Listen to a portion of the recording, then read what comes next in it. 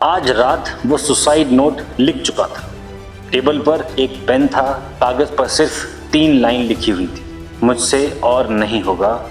मैंने कोशिश की थी, सॉरी मम्मी एंड पापा।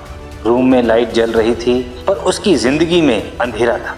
उसने पेन रखा, बेड के कोने पर बैठ गया और तभी उसका फोन बजा। एक मिस्ड कॉल अननोन नंबर से। वो स्क्रीन को देखता रहा। कॉल उठाने की ना हिम्मत थी ना उसका मन था, पर अगर उसने वो कॉल नहीं उठाया होता तो शायद आज ये कहानी एग्जिस्ट ही नहीं करती। वो कोई कमजोर इंसान नहीं था, बस थक चुका था।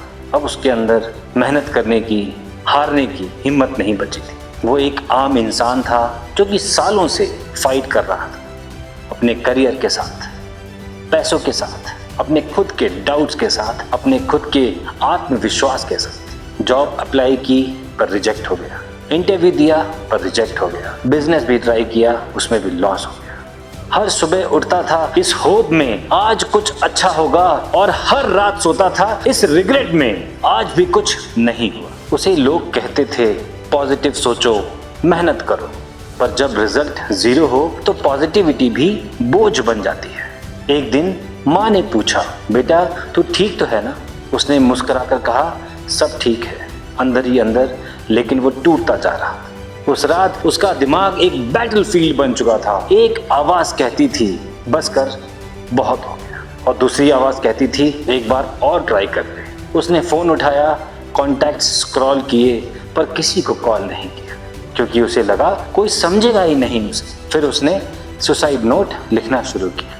हर वर्ड भारी लग रहा था पर लिखता गया, और जब उसने पेन रखा, उसकी मदर जिसने उससे एक दिन पहले बात की थी वो समझ गई थी कुछ तो प्रॉब्लम है हमारे बच्चे के साथ। इसलिए उसके फादर ने उसे कॉल किया और उस मुश्किल वक्त में उसका साथ दिया। दोनों ने बात की कम से कम 15 से 20 मिनट, 30 मिनट, कब घंटों गुजर गए पता ही नहीं चला, क्योंकि फादर एंड मदर दोनों वरिड थे अपने बच्चे के बारे में।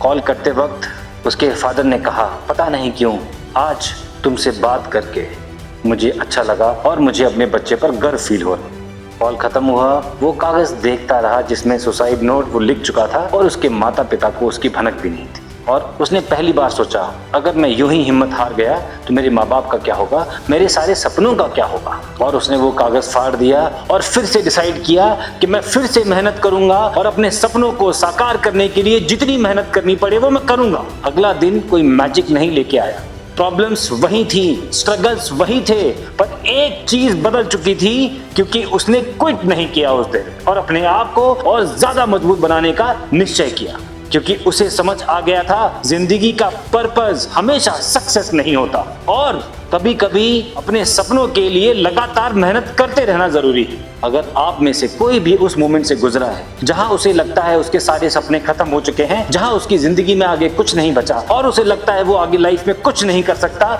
तो याद रखना कभी ना कभी आपका भी टाइम आएगा। अगर आज आपको दर्द हो रहा है तो वो आपके लिए परमानेंट कोई डिसीजन डिजर्व नहीं करता।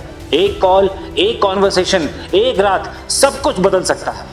आज मत छोड़ो, tomorrow your own version will thank you. अगर आप यहाँ तक आए हो तो कमेंट में लिखो, I will never give up, I will never give up. And अगर आपको अच्छा लगा हो अपने फ्रेंड्स, फैमिली एंड दोस्तों के साथ इस वीडियो को शेयर करो, लाइक करो, कमेंट करो and subscribe to the channel. Thank you दोस्तों।